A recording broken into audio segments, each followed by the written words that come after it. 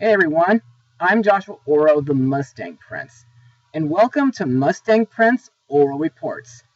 Now, before I get started, I need to talk about two different things that are relevant to today's blog.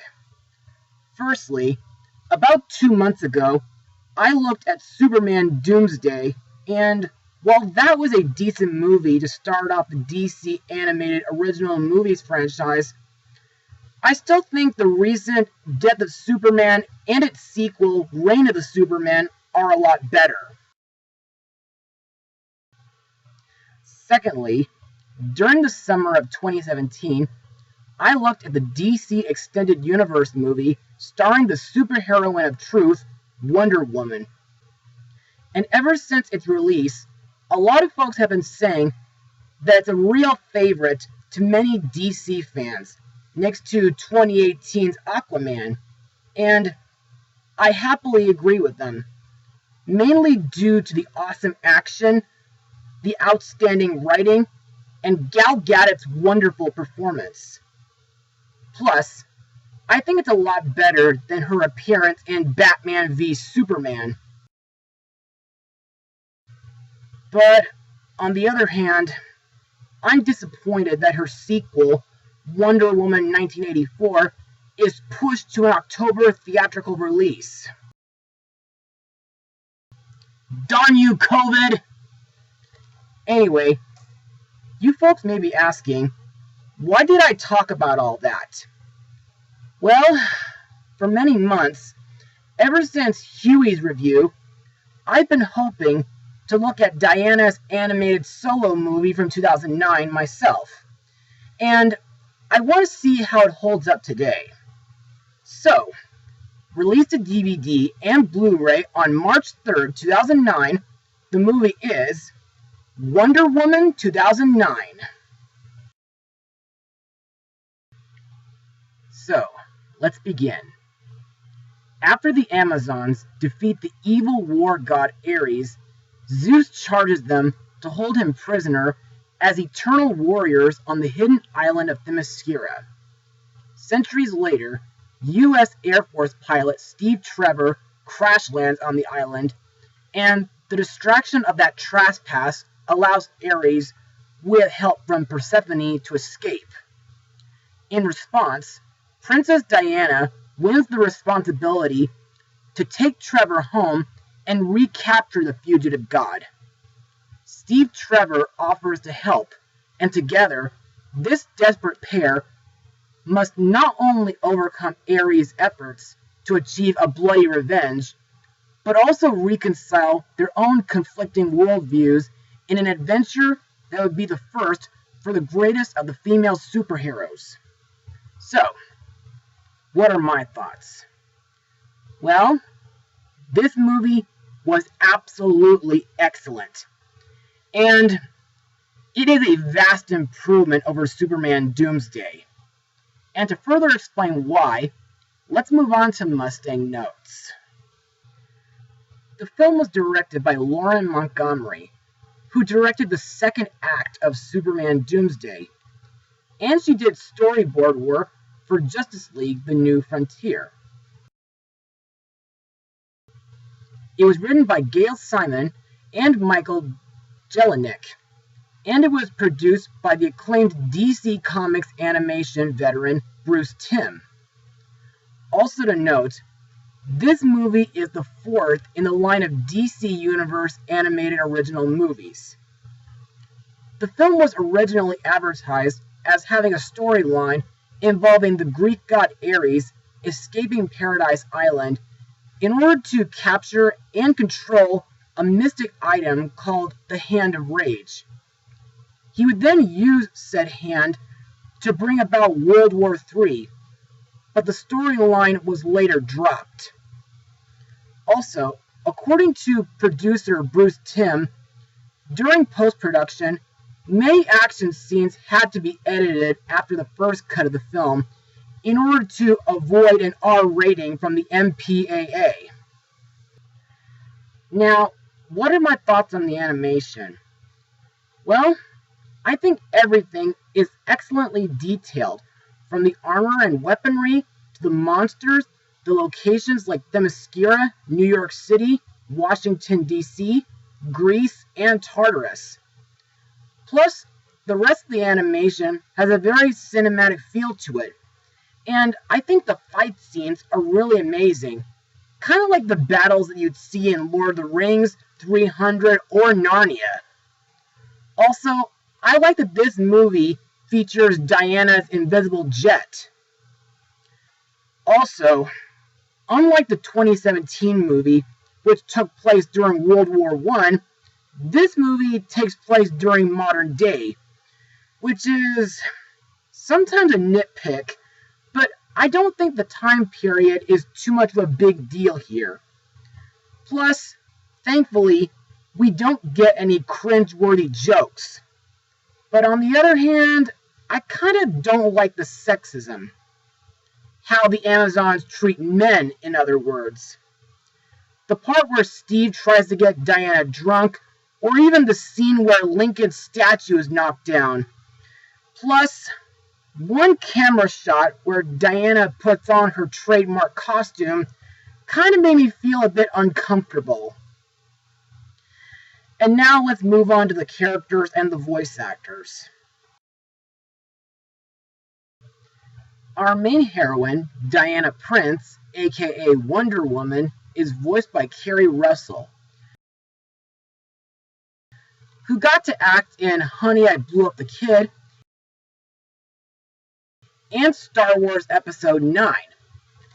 Now, this version of Diana is a young woman experiencing the world outside her island home for the very first time, and she is still struggling to find her place in the outside world.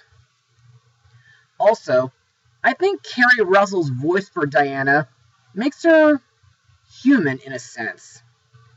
However, she does judge men pretty badly almost immediately. Next we have United States Air Force Colonel Steve Trevor, voiced by Nathan Fillion, who'd later voice Green Lantern in a few future DC animated movies.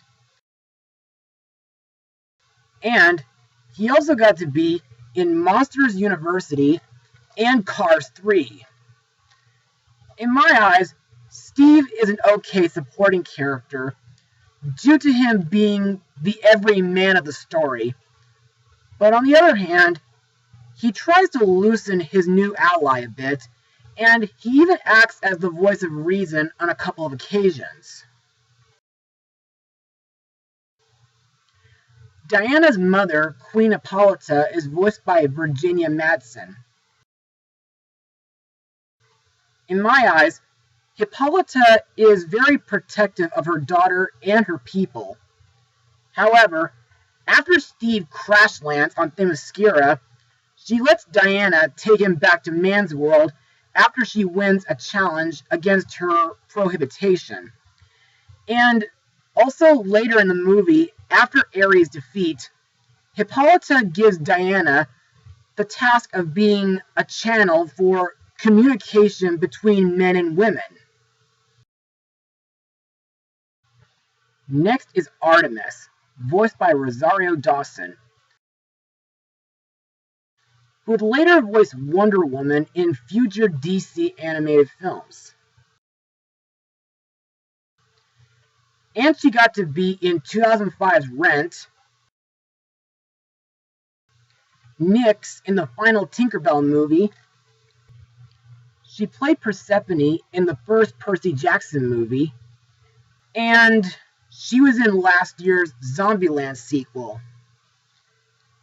While Artemis is considered as the toughest Amazon on Themyscira, I kind of don't like her for her cold, bitter, and hostile attitude. However, I kind of did like the scene where Artemis trains Diana in combat, and she did get a redeeming moment with her sister Alexa.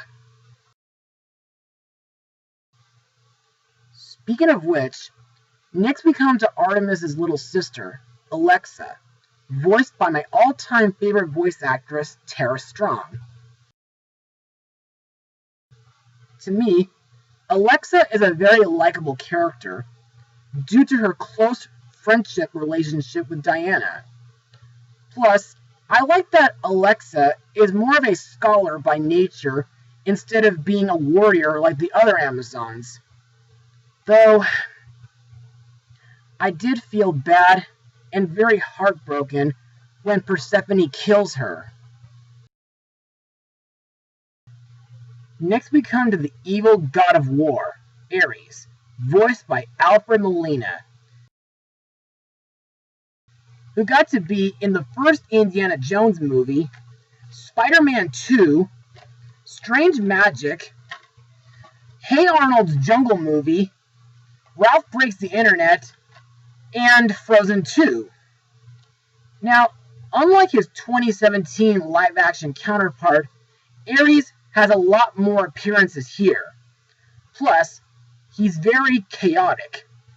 But at the same time, we do see some humanity in him, like the loss over his son Thrax and his love for Persephone. Plus, as always, Alfred Molina does a top-notch villainous performance.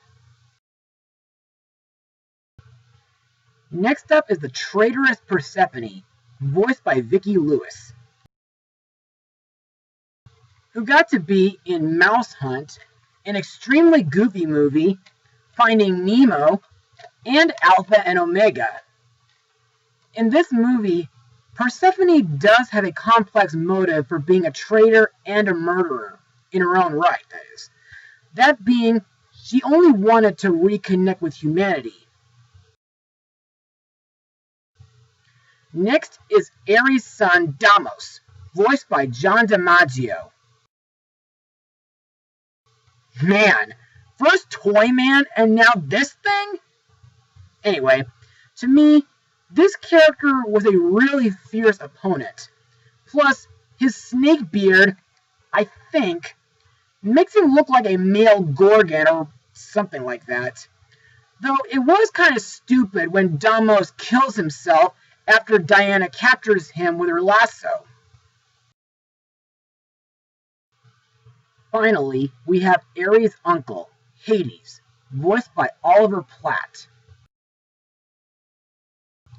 who got to be in the disastrous 2012 film. And he also voiced Wiser in the underrated Legends of Oz movie, and voiced Everburn the Elder Dragon in Sophia the First. Now, this version of Hades resembles a corpulent, overweight man in a toga, and he used the spirits of the dead, like Ares' son Thrax, as personal servants. Though, at the same time, he kind of looks similar to Jabba the Hutt from the Star Wars franchise. Anyway, in this movie, Ares seeks him out in order to have Hades remove his bands to restore his powers. And now, let's move on to my final words. Overall, the 2009 animated Wonder Woman movie is a wonderfully done animated film. And to me, it absolutely does justice to one of the most beloved superheroes in the DC Comics universe. The main lead is strong and, well, wonderful. The villain is powerful, scary, and played to perfections. The animation and art is simply gorgeous to look at, even though there are a few parts that I nitpick, like the sexism against men, the drinking, and a little innuendo. But despite those, at least the fight scenes are absolutely awesome.